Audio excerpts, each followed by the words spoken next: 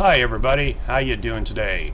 Time for another 5-minute tutorial on tips and tricks in PowerDirector. I have version 15, but this should work in other editing software such as Sony, Adobe, etc.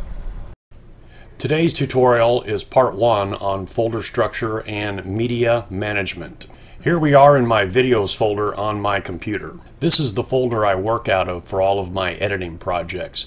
You can set up a folder anywhere on your C drive or in any other subfolder.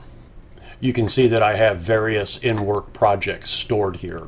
Up here I have a folder called Folder Structure. In this folder I have pre-configured folders ready to go for an editing project. When I have a project, I will right-click on this event folder, copy it, back out to the main videos folder, and paste it. I will then rename this event folder to something relevant to the project. For example, I just built a generator shed here for at my house, so I call that 2019 Generator Storage Shed. In this event rename folder, I have several subfolders. Here is where I store the video and photos of the event that I just participated in that is a part of this project. All the video that I have for this project goes in the video folder. In the video folder I have subfolders for each piece of equipment that I have.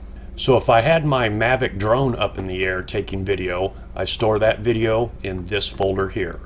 If I was using my GoPros, that video goes here, and so on.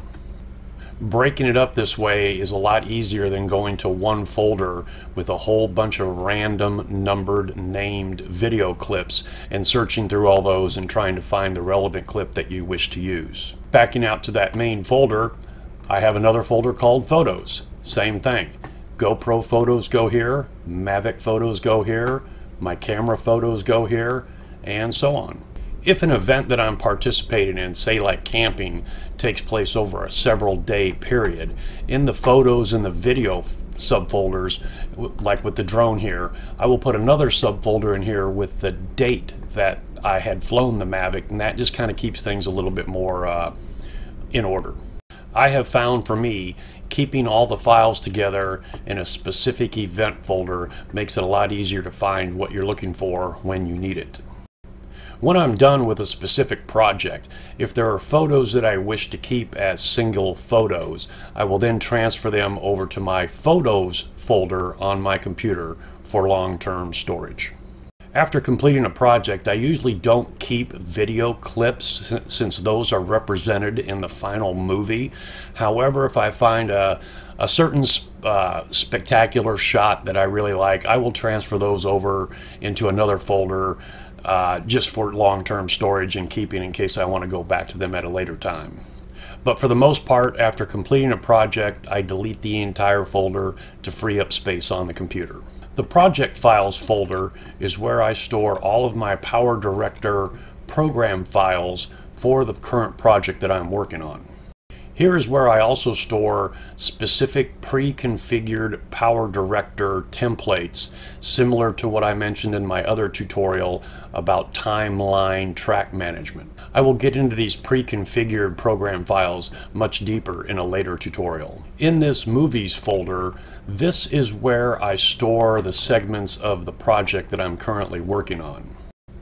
I'm a firm believer in the modular manner of movie editing. I do everything in small little segments and then stitch them all together for the final edit. I have a folder here for my event-specific intro and outro movies. Working is where I store the segments of the body of the project that I'm working on, and then my final film. I keep everything in a specific folder and organized so I know where anything is at any given time and I can get to it. Finally, I have the paperwork folder. Here I just have some notepads stored. I can store some text there, write myself little notes and so on. And the YouTube notepad, it contains the text that will be put in the video description of every YouTube video that I upload, just the standard stuff that I have, my video cameras, some of the equipment I use, the software I use, and then the music credits at the end. I fill in the event-specific description other relevant information, and then copy and paste the whole thing into the video description of YouTube. So that's a quick overview of how I store my media files for each individual project.